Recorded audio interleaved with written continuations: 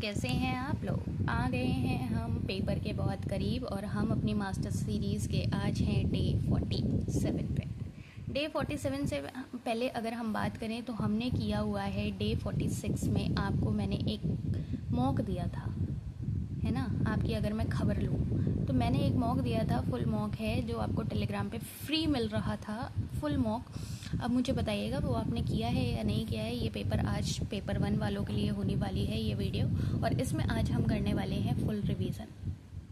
ठीक, full revision के साथ साथ कुछ ऐसी बातें हम डिस्कस करेंगे, ऐसे कीवर्ड्स आपको पकड़ बनवाएंगे जिससे आप पेपर में आपको लगेगा कि हाँ हमें आता है। ठीक है, कुछ ऐसे टॉपिक्स, कुछ ऐसी चीज़ें, देखो लास्ट टाइम पे नई चीज़ें तो नहीं पढ़नी होती हैं, बट कुछ ऐसे टॉपिक्स जो आपको पढ़ने चाहिए वो बताएंगे कि अभी तक नहीं पढ़े हैं तो पढ़ लो, काइंड ऑफ। ठीक है, फुल मॉक जिन्होंने लगाया वो एक बार अपने वीक एरियाज़ आइडेंटिफाई करें, क्योंकि पेपर में टाइम कम बचा है, और वीक एरियाज़ आइडेंटिफाई करके उन पे काम करें, उनको बार बार रिवाइज करें। डे 45 में भी मैंने आपको एक वीडियो में ये सब बताया था कि लास्ट टाइम पे आपको क्या करना चाहिए। जो एक लेक्चर नहीं था, जो एक स्ट्रेटजी वीडियो नहीं थी, ये कुछ नहीं था, वो बस एक सीधी रियल टॉक थी जिसमें मैंने आपको रियल अप्रोच बताई थी, आपको क्या करना है क्या नहीं करना है। उसी के बेसिस पे मैं आपको आज बता रही हूँ कि फुल मॉक में आपको अपने वीक एरियाज़ आइडेंटिफाई करके उन पर काम करना है। जैसे कि मैंने कहा कि पेपर 1 में हम आज फुल रिवीजन करने वाले हैं, कीवर्ड्स देखने वाले हैं, फटाफट से चीज़ें रिवाइज करेंगे। तो बिना किसी देरी के शुरू करते हैं। और सबसे मेन बात, आपको ये तो मालूम है कि पेपर 1 में आपके 10 यूनिट्स हैं। एक बार बिना शर्म लिहाज लज्जा के ज़रा अपना स्कोर कमेंट डाउन कर दो कि 10 में से तुम्हारी कितनी यूनिट्स तैयार हैं, फटाफट से, बहुत अच्छे से। कौन सी 10 यूनिट तैयार हैं, जल्दी से बताओ, जल्दी से। ठीक है, कमेंट डाउन कर दिया, मुझे मालूम है नहीं किया होगा क्योंकि तुमको खुद ही अंदाज़ा ही नहीं है कितनी है कितनी नहीं है। एक बार अंदाज़ा लगाओ और बताओ। चलो हम शुरुआत करते हैं रिसर्च एप्टीट्यूड से, और मैं यहाँ एक एक चीज़ लिखने नहीं जा रही हूँ, मैं आपको बस डायरेक्टली ऐसे रिवाइज़ करा रही हूँ ओरली।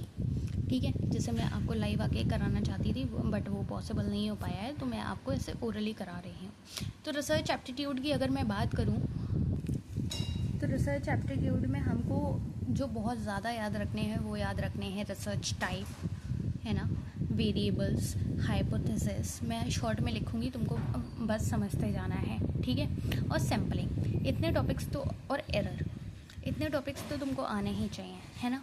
अगर मैं बात करूँ वेरिएबल्स की या हाइपोथेसिस की या रिसर्च टाइप की, तो ऐसे ये मत सोचो कि डायरेक्ट क्वेश्चन आ जाएंगे कि कहाँ पे एक्शन हो रही है, कहाँ पे अप्लाइड हो रही है, ऐसे डायरेक्ट नहीं आएंगे। मेरी बात सुनने पे ज़्यादा ध्यान देना, मैं यहाँ हर एक चीज़ लिख नहीं रही हूँ। ठीक है, तो वो ऐसे डायरेक्टली नहीं पूछ लेगा कि कहाँ पे बेसिक है, कहाँ पे अप्लाइड है, कहाँ पे एक्शन है, कहाँ पे क्वांटिटेटिव है, कहाँ पे क्वालिटेटिव है। क्या तुम्हारे कैसे क्वेश्चन आ सकते हैं, असर्शन रीज़न के आ सकते हैं, तुम्हारे कैसे आ सकते हैं, ऐसे कोई एग्जाम्पल के थ्रू आ सकते हैं। तो तुमको कॉन्सेप्ट क्लियर होना चाहिए कि बेसिक रिसर्च में तुम क्या करते हो, डिस्क्रिप्टिव रिसर्च में क्या होता है, बेसिक रिसर्च में तुम न्यू नॉलेज जनरेट करते हो, अप्लाइड रिसर्च में तुम क्या करते हो, अप्लाइड रिसर्च में तुम कोई प्रैक्टिकल प्रॉब्लम को सॉल्व कर रहे होते हो, क्वांटिटेटिव में तुम क्या कर रहे होते हो, तुम्हारे पास न्यूमेरिकल डेटा होता है, क्वालिटेटिव में तुम क्या कर रहे होते हो, तुम्हारे पास नॉन न्यूमेरिकल डिस्क्रिप्टिव डेटा होता है। एक्शन रिसर्च में कौन करता है, प्रैक्टिशनर कर रहा होता है। तो ठीक है, इमीडिएट प्रॉब्लम सॉल्विंग होती है। तो ऐसे करके तुमको रिसर्च टाइप ये सारी चीज़ें ऐसे बिल्कुल उंगलियों पे होना चाहिए। ठीक है, बहुत मैंने तुमको डिटेल में PDF से पढ़ा दिया है, अब मैं ऐसे तुमको ओरली आज रिवाइज़ करा रही हूँ, बिल्कुल रॉ। ठीक है, लास्ट टाइम पे जितना ज़्यादा हो सके ऐसे अपने आप से रिवाइज़ करो। कि अब जैसे मैंने बोला रिसर्च टाइप, तो मैंने फटाक से 1 मिनट के अंदर तुमको सारी टाइप बता दिए, है ना। और सारे टाइप भी मैंने बहुत डिटेल में पढ़ाए हुए हैं, अभी तक नहीं पढ़े हैं तो पढ़ लेना। रिसर्च प्रोसेस की अगर मैं बात करूँ तो प्रोसेस बहुत ज़्यादा इंपॉर्टेंट हो जाती है, जिसका ऑर्डर लगाने को आ जाता है कि भाई क्या ऑर्डर होता है। तो तुमको क्या मालूम है कि तुम सबसे पहले प्रॉब्लम आइडेंटिफाई करोगे, उसके बाद उसका लिटरेचर रिव्यू करते हो, लिटरेचर रिव्यू के बाद तुम क्या करते हो, हाइपोथेसिस फॉर्मुलेट करते हो, रिसर्च डिज़ाइन बनाते हो, डेटा कलेक्ट करते हो, डेटा कलेक्ट करने के बाद तुम उसको एनालाइज तो ही करोगे। तो ऐसे एक सिस्टमेटिक तुम अपना दिमाग चला के देखो कि तुमने एक प्रॉब्लम आइडेंटिफाई करी, उसका लिटरेचर रिव्यू किया कि कितना काम हुआ है कितना नहीं हुआ है, उसके बेसिस पे तुमने अपनी हाइपोथेसिस बनाई। हाइपोथेसिस बनाने के बाद तुमने एक रिसर्च डिज़ाइन करी जिस पे तुमने डेटा कलेक्ट किया और उस डेटा को एनालाइज करके तुमने इंटरप्रेट किया, इंटरप्रेट करके तुमने रिपोर्ट राइटिंग कर दी। ये तुम्हारा हो गया रिसर्च प्रोसेस। ठीक है। अगर मैं वेरिएबल्स की बात करूं तो वेरिएबल्स में हमने कौन कौन सी चीज़ें देखी हैं, हमने कई सारे वेरिएबल्स देखे हैं। सबसे पहले तो इंडिपेंडेंट वेरिएबल, डिपेंडेंट वेरिएबल देखा है। इंडिपेंडेंट वेरिएबल क्या होता है, जो मैनिपुलेट कर दिया जाता है बाय रिसर्चर, और डिपेंडेंट वेरिएबल क्या होता है, जो अफेक्ट कर दिया जाता है। इनके बीच में क्या होती है, कॉज एंड इफेक्ट रिलेशनशिप। ये वीडियो प्योरली उन बच्चों के लिए है जिनका सिलेबस कंप्लीट हो चुका है, जो बस रिवाइज करना चाह रहे हैं फटाफट से चीज़ें सुपर फास्ट तरीके से, दिमाग खोल के, कि मैं वेरिएबल बोल रही हूँ, इंडिपेंडेंट बोल रही हूँ, तो उनके दिमाग में तुरंत आ रहा है शॉर्ट कि ये होता है, ये होता है, इसमें कॉज होता है, इसमें इफेक्ट होता है। ठीक है। अगर सिलेबस कंप्लीट नहीं है, अभी भी तुम्हारे पास टाइम है, तुम हर एक यूनिट एक घंटे के अंदर कवर अप कर रखी है, प्लेलिस्ट में जाओ देख लो। लास्ट टाइम पे हिम्मत मत हारो, पेपर 1 तुम्हारी सुपर पावर बन सकता है। ठीक है। अगर मैं बात करूँ, इंडिपेंडेंट वेरिएबल हो गया, डिपेंडेंट वेरिएबल हो गया, एक्सट्रेनियस वेरिएबल कौन से होती है, जो अनवांटेड इन्फ्लुएंसेस होती हैं। ठीक है। एक्सट्रेनियस वेरिएबल के अलावा मैंने कन्फाउंडिंग वेरिएबल बताया था। कन्फाउंडिंग वेरिएबल क्या होता है, जल्दी बताओ, कमेंट डाउन करो जल्दी। I want your active participation as much as possible. अगर मैं हाइपोथेसिस की बात करूं तो हाइपोथेसिस के बारे में हमने देखा था, एक नल हाइपोथेसिस देखी थी, एक अल्टरनेटिव हाइपोथेसिस देखी थी।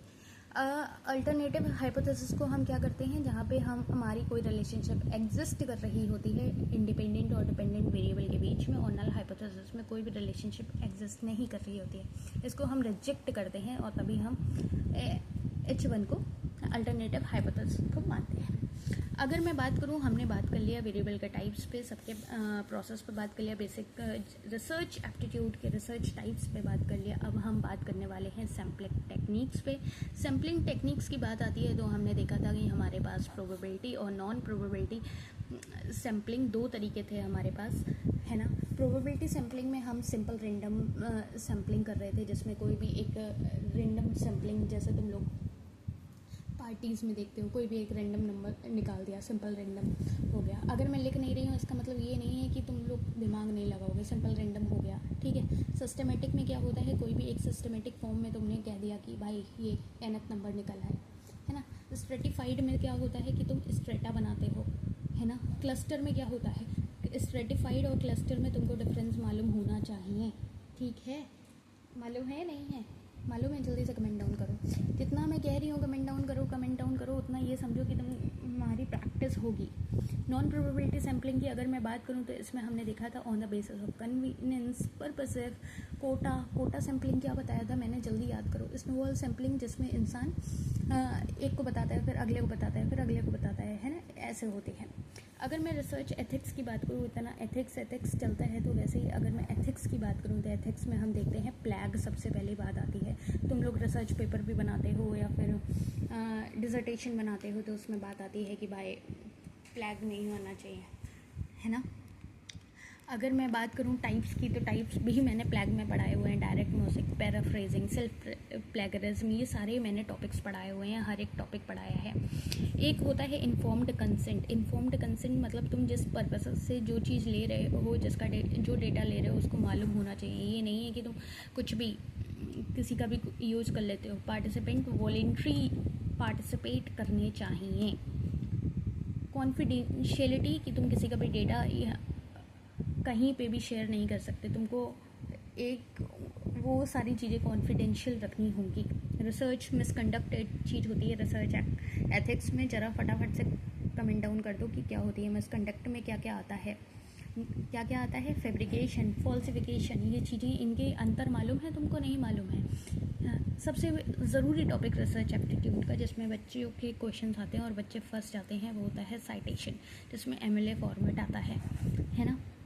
साइटेशन तुमको याद रखनी है, जो वर्क साइटेड लिखते हो ना, वो तुमको याद रखनी है कि क्या फॉर्मेट होता है। APA format, MLA format revise कर लेना, अभी तक नहीं किया है, ठीक है। APA फॉर्मेट भी पूछा जाता है, और अगर जिनका इंग्लिश होता है उनको मालूम है MLA फॉर्मेट भी कितना पूछा जाता है, कौन सा फॉर्मेट किस में यूज़ हो रहा है, ये सारी चीज़ें बहुत ज़्यादा पूछी जाती हैं। तो ये बेसिक से चीज़ें हो गई जो तुमको जाननी थी, समझनी थी रिसर्च एप्टीट्यूड में। और जो चीज़ें तुमको समझने की ज़रूरत है वो एरर टाइप की अगर मैं बात करूँ, मतलब ये तो बेसिक है जो तुमको रिवाइज़ करना ही करना है। Error type 1 error, type 2 error तुमको मालूम होना चाहिए क्या होता है क्या नहीं होता है। मैं कह रही हूँ लास्ट टाइम पे तुमको चाहिए कि तुम बार बार अब खुद से रिवाइज़ करो, है ना। तो मैं तुमको ऐसे टॉपिक्स बता के कुछ चीज़ें सैम्पल के लिए रिवाइज़ करा दे रही हूँ। बाकी अगर मैं जो बोल रही हूँ वो नोट डाउन कर लो, तुमको खुद से रिवाइज़ करना है कि टाइप 1 एरर ये होता है 1 टेल 2 टेल क्या होता है, ठीक है। या इसमें जब हम बहुत सारे टेस्ट देखते हैं, टी टेस्ट देखते हैं, या मैं कहूँ अनोवा टेस्ट देखते हैं, जहाँ हम देखते हैं कि हम 3 ग्रुप के मीन कंपेयर कर रहे होते हैं, है ना।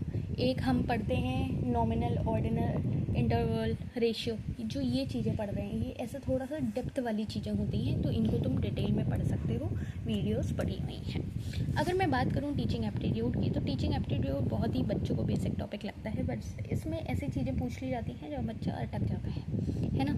जैसे अगर मैं बात करूँ कि तुमको क्या याद रखना है, इसके मेथड्स याद रखने हैं, टीचिंग मेथड्स याद रखने हैं। टीचिंग और लर्निंग में ध्यान से सुनना, टीचिंग और लर्निंग में डिफरेंस याद रखना है। ब्लूम्स टेक्सोनॉमी भूल के नहीं भूलना है, ठीक है। अगर मैं बात करूँ कॉग्निटिव लेवल, उसको नहीं भूलना है।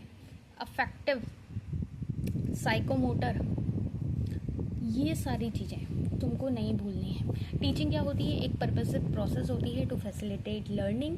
वहीं लर्निंग क्या होती है, टीचिंग तुमको समझ में आ गया, लर्निंग क्या होता है, change in behaviour through experience. जो चीज़ें तुमने सीखी उससे तुम्हारे बिहेवियर में क्या चेंजेस आ रहे हैं, that is change in behaviour. Teaching level की अगर मैं बात करूँ, वहाँ हमने देखा था मेमोरी लेवल, अंडरस्टैंडिंग लेवल और रिफ्लेक्टिव लेवल।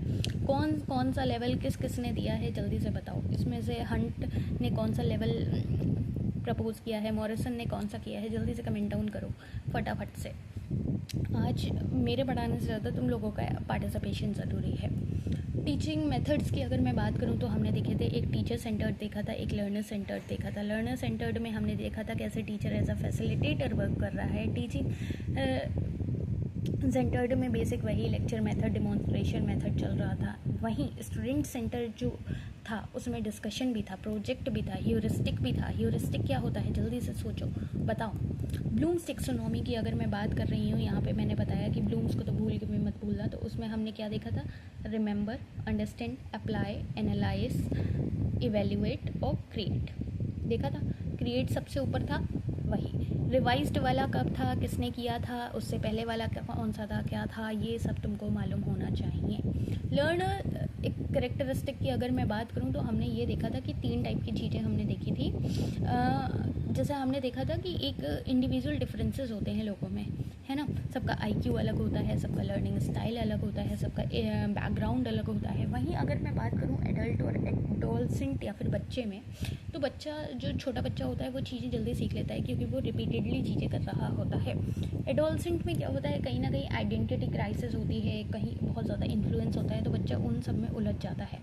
एडल्ट में इंसान सेल्फ डायरेक्टेड बनने लगता है, प्रॉब्लम सेंटर्ड बनने लगता है, एक्सपीरियंस ओरिएंटेड बनने लगता है, ठीक है। अगर मैं बात करूँ तुम लोगों से कि हमने पेडागोजी एंड्रोगोजी देखा था, बताओ क्या क्या होता है। पेडागोजी एंड्रोगोजी ह्यूटागोजी क्या होता है, इसका आंसर कमेंट डाउन करो। तुम किसी का भी करो, मैं 50 सवाल पूछ रही हूँ, 50 में से किसी का भी तुम अपने मन में भी आंसर दे रहे हो ना, तो तुम खुद का भला कर रहे हो, मेरा कुछ नहीं जा रहा, ठीक है। नहीं करोगे तब भी, कर दोगे तब भी, ठीक। तुमको खुद में फ़ायदा मिलेगा अगर तुम ऐसे करोगे। मैं पागल थोड़ी हूँ इतना लिख के, मैं तुमको फिर से PDF से कुछ पढ़ा के निकल लेती। क्यों इतना बता रही हूँ, तुम्हारी मदद करना चाहती हूँ सही तरीके से, जो तुमको करनी चाहिए। यहाँ लास्ट टाइम को तुमको 8 घंटे की मैराथन में टाइम नहीं खपाना है, ऐसे रिवाइज़ करना है खुद से कि कौन सी यूनिट में कौन कौन सी चीज़ें थी मेन। टीचिंग मेथड्स की अगर मैं बात करूँ तो भले ही तुमको ये चैनल देर में मिला हो, भले ही तुमने अभी तक सब्सक्राइब ना किया हो, कर लेना, क्योंकि we are providing the dose you actually need, ठीक।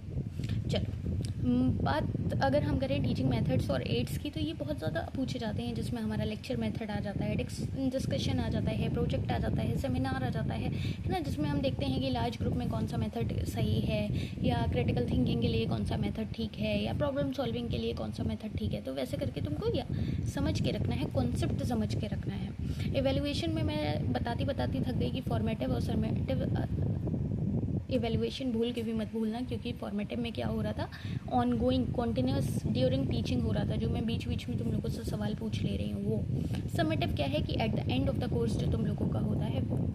नॉर्म रेफरेंस था जहाँ पे हम किसी न किसी से कंपेयर कर रहे थे। क्राइटेरियन रेफरेंस था जहाँ हम अगेंस्ट फिक्स स्टैंडर्ड बात कर रहे थे, किसी क्राइटेरिया के अगेंस्ट देख रहे थे।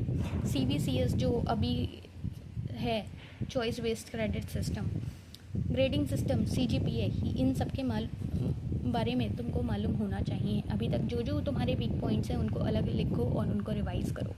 रिसर्च एप्टीट्यूड, टीचिंग एप्टीट्यूड 2 बड़ी यूनिट मैंने बता दी हैं। RC तुम लोग कर लोगे। RC के बाद अगर मैं बात करूँ तो मैं तुम लोगों को फटाफट से कम्युनिकेशन एक यूनिट है जो ज़रूरी है। आई थिंक मैं तो जितना खुले दिल से तुम लोगों की मदद करना चाहती हूँ, तुमको भी फ़ायदा मिल रहा होगा, है ना। अगर मैं बात करूं कम्युनिकेशन यूनिट की, अभी तुम देख रहे हो 15 मिनट हुए हैं और हमने 2 बड़ी यूनिट कर ली हैं। क्या चाहिए तुम्हें, कहाँ भाग रहे हो। कम्युनिकेशन में हमने क्या देखा था, कम्युनिकेशन में हमने देखा था हम बात का लेन देन, जिसमें तुम उलझे रहते हो यार, कम्युनिकेट कर लेते हैं ना।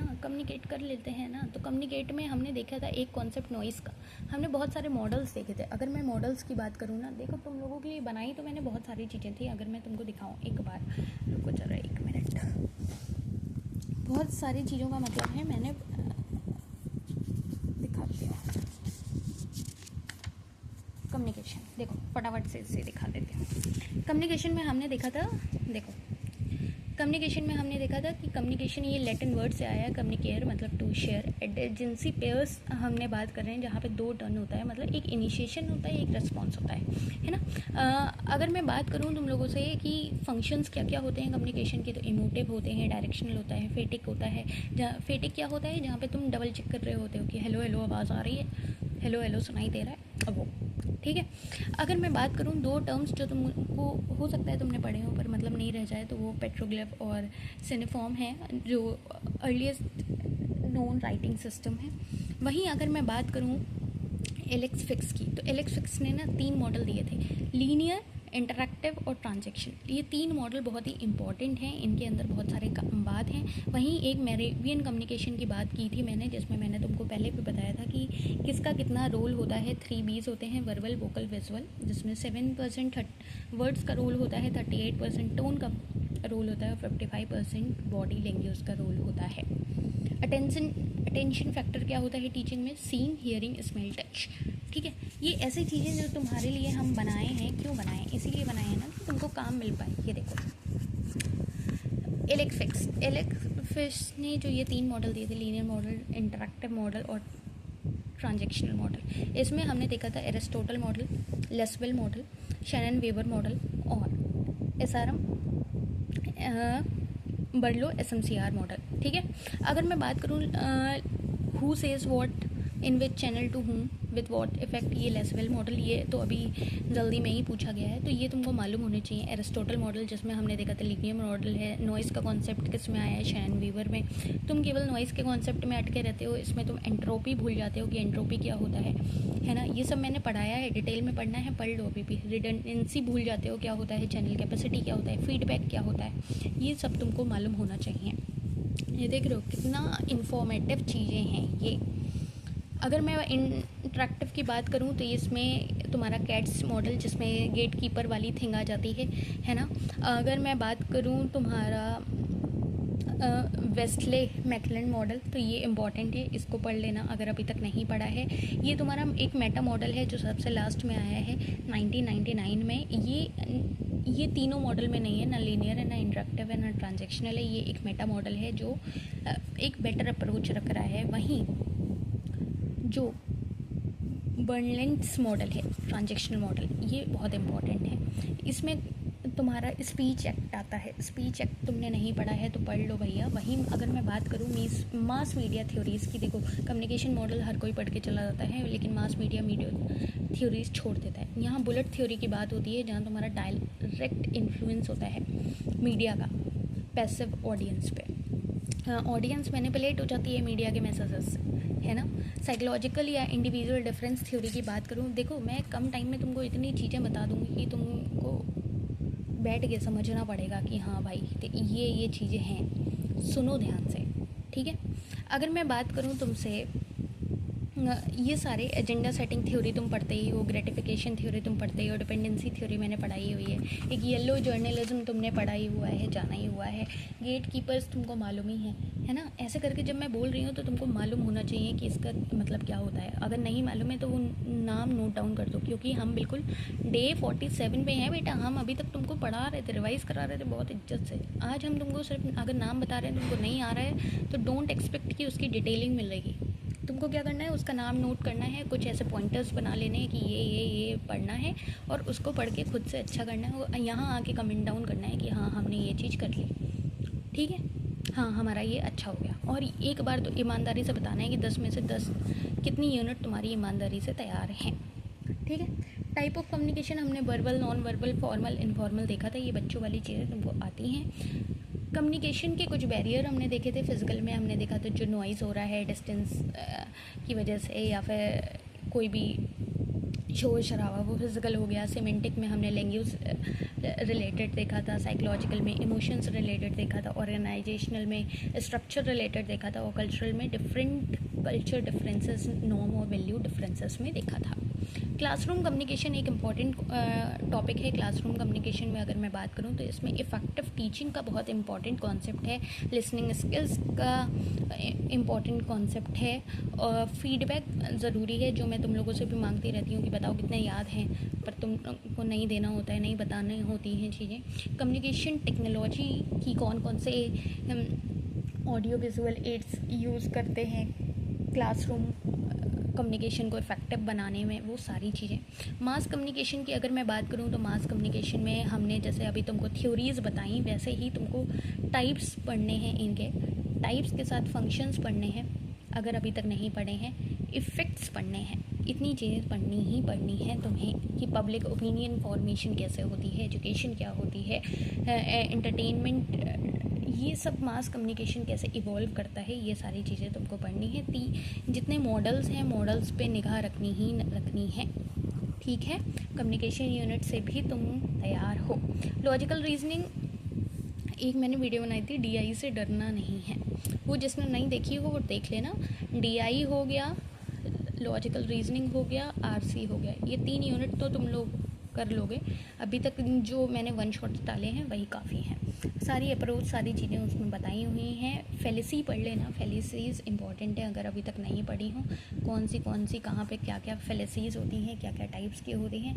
कोडिंग डिकोडिंग है या क्लॉक कैलेंडर है, तो ये सारी चीज़ें तो तुमको आ रही होती हैं, तो इसमें परेशान होने वाली बात नहीं है। एक इम्पॉर्टेंट बात अगर मैं अब तुमको बताऊं तो ICT यूनिट जो है वो, जैसे डिजिटल इंडिया इतना बढ़ रहा है, डिजिटलाइजेशन हो रहा है, सारी चीज़ें हो रही हैं, तो ICT के अंदर ना जितनी भी डिजिटल डिवाइसेस हैं, डिजिटल डिवाइसेस के साथ साथ जो स्कीम्स हैं, स्कीम्स के साथ साथ जितने प्रोग्राम्स चालू हुए हैं, है ना, स्वयं हो गया, स्वयं प्रभा हो गया, बहुत सारी चीज़ें तुमको कवर अप रखनी है, ये अच्छे से पढ़नी है, ठीक। बाकी जो बेसिक होता है कि इनपुट डिवाइस क्या होती है, आउटपुट डिवाइस क्या होती है, स्टोरेज क्या होती है, ये हर बच्चा पढ़ लेता है।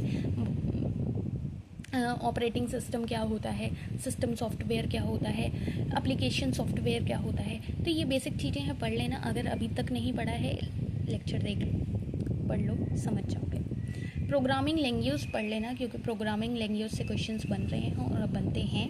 और कॉन्सेप्ट पे ध्यान देना, क्योंकि मैं तुम लोगों को हमेशा से कहती हूँ कॉन्सेप्ट इज़ पावर। अगर तुम्हें कॉन्सेप्ट पता है, क्वेश्चन कितना भी कहानी बन के आ जाए आधे पन्ने की, तुम आंसर निकाल लोगे। अच्छा, कुछ फुल फॉर्म्स होती हैं लाइक www, सबको मालूम होता है, URL सबको मालूम होता है। ISP की ज़रा फुल फॉर्म मुझे कमेंट डाउन करके बता दो कि ISP क्या होता है और बैंडविड्थ क्या होता है। नेटवर्क टाइप्स में हमने लेन, वेन, मैन देखा था। जल्दी से डिफरेंस जरा अपने दिमाग में एक बार सोच लो क्या क्या होता है। लेन, वेन, मैन, पेन। टोपोलॉजी में जैसे कि हमने देखा था स्टार, बस, रिंग, मैश, ये जो हमने टोपोलॉजीज़ देखी थी, टोपोलॉजीज़ देखनी है तुमको, ठीक है।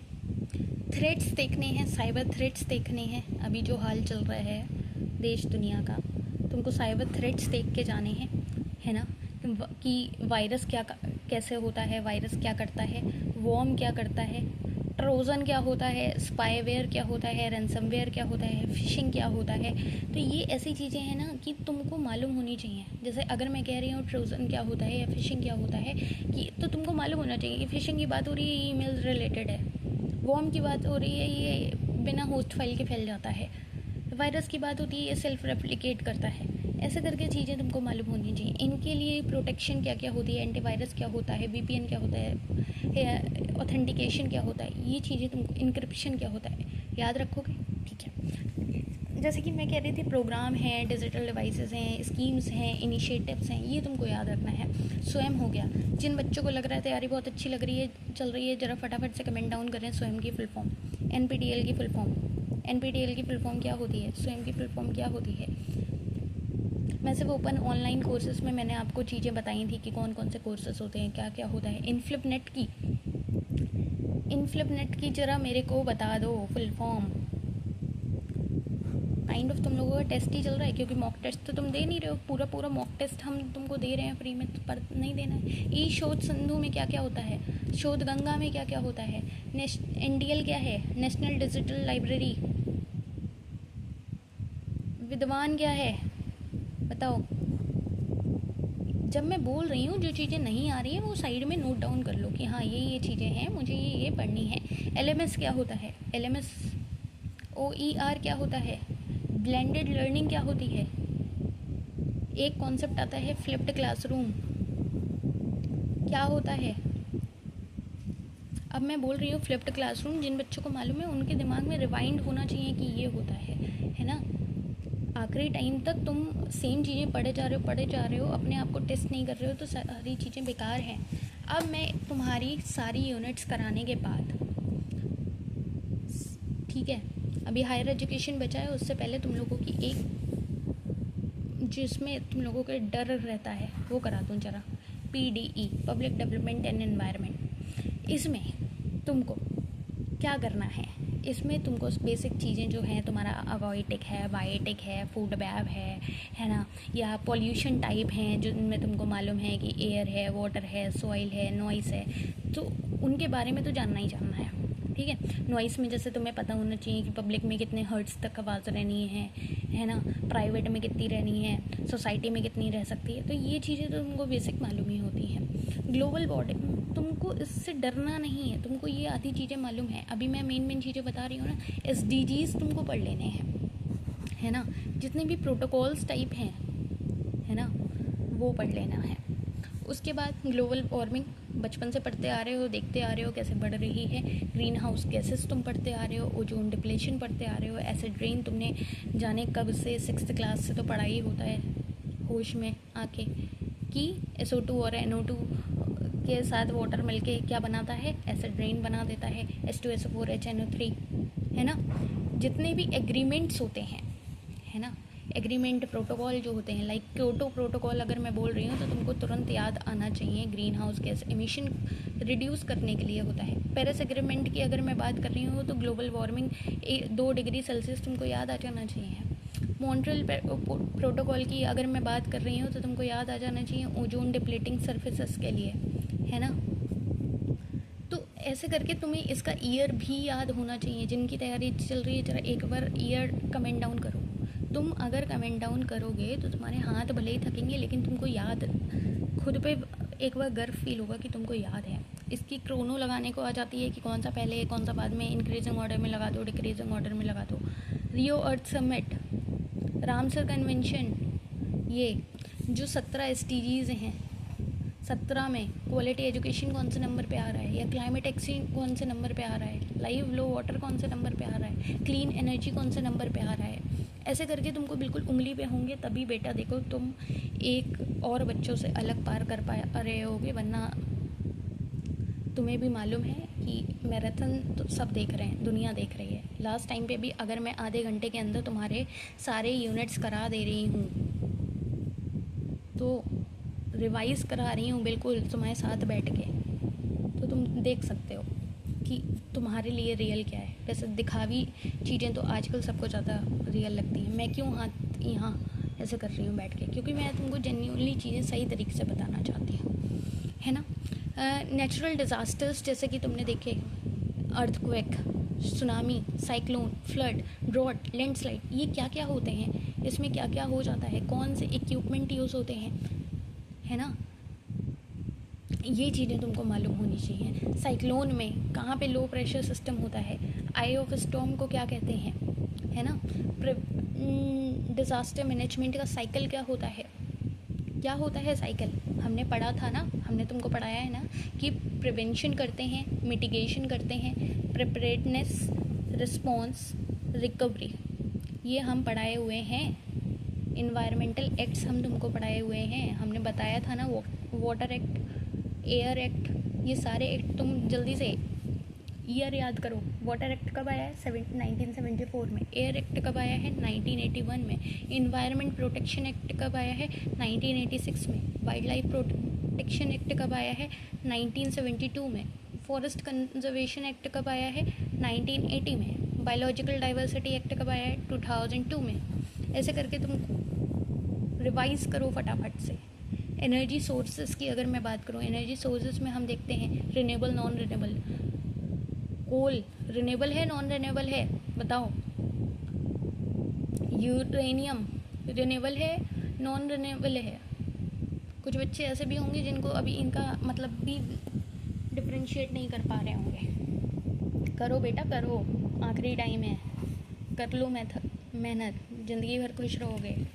हायर एजुकेशन की अगर मैं बात करूँ, हायर एजुकेशन में हमने देखा था, हम आखिरी यूनिट पे आ गए हैं। उसके बाद तुम लोग अपने खुद से आईने में बैठ के बात करना, तुम्हारी कितनी तैयारी है, क्या तुम्हारे वीक पॉइंट है। देखो कितनी भी तैयारी हो, मैं तो यही कहूँगी तुम अपने वीक पॉइंट की एक लिस्ट बनाओ, और लिस्ट बना के फटाफट से अभी भी अगर तुम्हारे पास एक वीक है, उम्मीद करो ये वीडियो तुम्हारे पास जल्द से जल्द पहुँची हो। अगर तुम्हारे पास एक वीक है तो बेटा तुम प्लेलिस्ट में सारी वीडियोस पढ़ी हैं, चैनल को सब्सक्राइब कर लो, चाहो तो, नहीं करो तो तुम वैसे ही कभी भी ढूंढ सकते हो द डोज यूनिट, और हर एक वन शॉट तुम देख सकते हो। एक एक घंटे के अंदर एक एक यूनिट पढ़ाई हुई है, डिटेल में पढ़ाई हुई है, पढ़ लो, थोड़ी सी मेहनत कर लो। हायर एजुकेशन में सिस्टम में सबसे पहले अगर हम बात करते हैं तो हमारे पास कुछ कमीशंस आ जाती हैं, हमारी कुछ रेगुलेटरी बॉडीज़ आ जाती हैं, टाइप्स ऑफ यूनिवर्सिटीज़ आ जाती हैं। टाइप्स ऑफ यूनिवर्सिटीज़ में हम देखते हैं सेंट्रल हो गई, स्टेट हो गई, डीम्ड हो गई, प्राइवेट हो गई, है ना। या अभी हम देखते हैं एनईपी बहुत पूछा जाता है, एनईपी जब से आया है बहुत सारे कमीशंस आते हैं, है ना। कुठारी कमीशन हो गया, या फिर मैं कहूँ कि मैकले मिनट से भी सवाल आ जाता है, वुड डिस्पैच से भी आ जाता है ना, राधा कृष्णन कमीशन। तो ऐसे करके जो चीज़ें हैं वो आपको पढ़नी है। अगर अभी भी नहीं पढ़ी हैं, मैं बार बार कह रही हूँ, पढ़ लो, हो जाएगा। पेपर 1 को अपनी सुपर पावर बनाओ, क्योंकि बच्चे इसको आखिरी के लिए रख देते हैं, तो तुम अभी भी आखिरी में कर सकते हो। एनईपी में तुमने मेन चीज़ें क्या देखी कि 5+3+3+4 वाला सिस्टम आ गया, इसको रिप्लेस किसने किया, 10+2 के वाले सिस्टम के, ठीक है। इसमें तुम्हारा इंटरडिसिप्लिनरी अप्रोच आ रही है, तुम कभी भी इन एग्ज़िट ले सकते हो। इसमें एक ABC क्रेडिट वाली बात आ रही थी, ABC क्या है बताओ। इसमें कुछ फुल फॉर्म, अगर मैं रेगुलेटरी बॉडीज़ की बात करूँ, कोई बात नहीं, रेगुलेटरी बॉडीज़ की अगर मैं बात करूँ तो यूजीसी क्या करता है, फंड करता है, कोऑर्डिनेट करता है ना। AICTE क्या करता है बताओ, इसकी फुल फॉर्म बताओ। NCTE क्या किसके लिए है, जल्दी बताओ। MCI क्या है, या NMC क्या है, BCI bar council of India, ICAR क्या है, NAC ग्रेड क्या है, NBA क्या है। ये अगर बेसिक डिफरेंसेस तुमको अभी तक नहीं मालूम है, ट्रस्ट मी कि तुमको वो वन शॉट्स देखने हैं। कब कौन इस्टेब्लिश हुए हैं वो तो बात की बात है, अगर इनके बेसिक डिफरेंसेस तुम्हें नहीं मालूम है, चुपचाप अपने से प्रॉमिस करके देख लेना, ठीक है।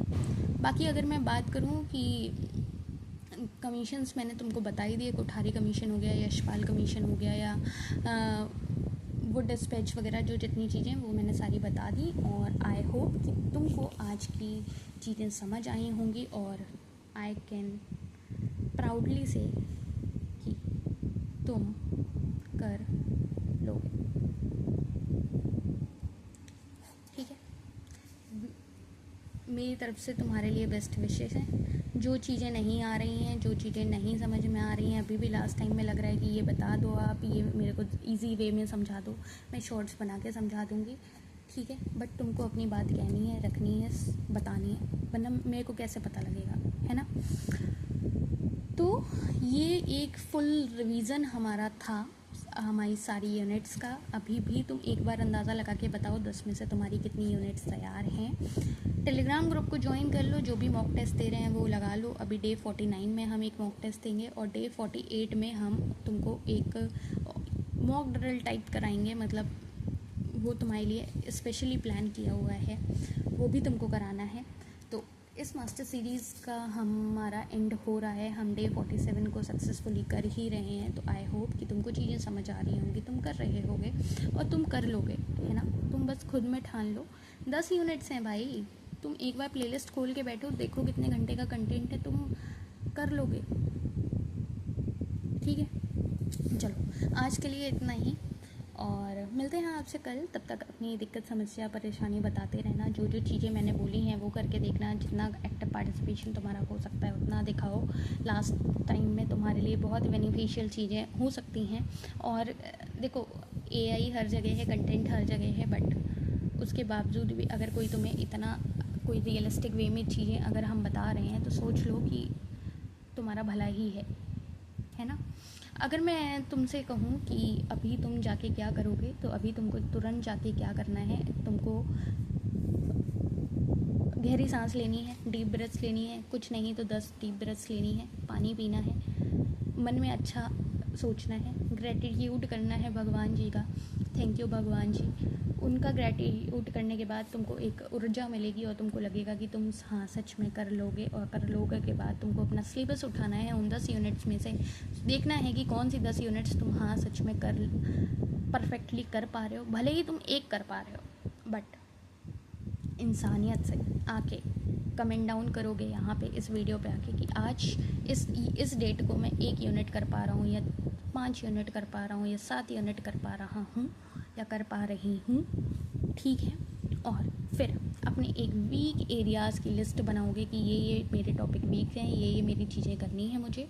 और वो वीक एरियाज़ के टॉपिक्स बनाने के बाद तुम उन पे काम करोगे, और तुम विदिन 2 डेज़, विदिन 3 डेज़ तुम अपने आप को खुद आके तुम मेरे को यहाँ पे अपना स्कोर अपडेट करके बताओगे कि अब देखो, भले ही तुम 1 पे थे, तुम आके बताओगे कि 3 यूनिट हो गई हैं, 4 यूनिट हो गई हैं। भले ही 5 पे थे, तुम आके बताओगे कि 8 हो गई हैं। ठीक है, आई एम नॉट सेइंग कि तुम पूरा 100% करो, है ना, बट आई एम सेइंग कि तुम्हारा कॉन्सेप्ट क्लियर होना चाहिए। तुमको सारी चीज़ें बहुत हाई ROI टॉपिक्स ही पढ़ाए हैं, है ना। जितनी चीज़ें ज़रूरी हैं वो सारी चीज़ें मैंने प्लेलिस्ट में तुमको पढ़ाई हुई हैं। तुम उसके हिसाब से अपने आप से वादा करो और करो। ठीक है, यू कैन डू इट। इतने ज़्यादा निराशावाद आशावाद में चलते हुए अगर तुमको बहुत दिमाग लगाना ही है, सोचना ही है, तो अच्छा सोच लो, हो सकता है अच्छा हो जाए, है ना। तो काम करो, ध्यान दो, और जितनी बातें कही हैं आई होप तुमको समझ आएंगी, तुम समझोगे। और मिलते हैं तुमसे कल की क्लास में। अपनी दिक्कत समस्या परेशानी जो भी लग रहा हो, जैसा भी लग रहा हो, बता सकते हो।